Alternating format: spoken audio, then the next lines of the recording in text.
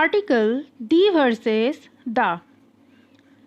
দি যদি পরবর্তী শব্দ স্বরবর্ণ অর্থাৎ এ ই আই ও ইউ দ্বারা শুরু হয় তাহলে দি উচ্চারিত হয়।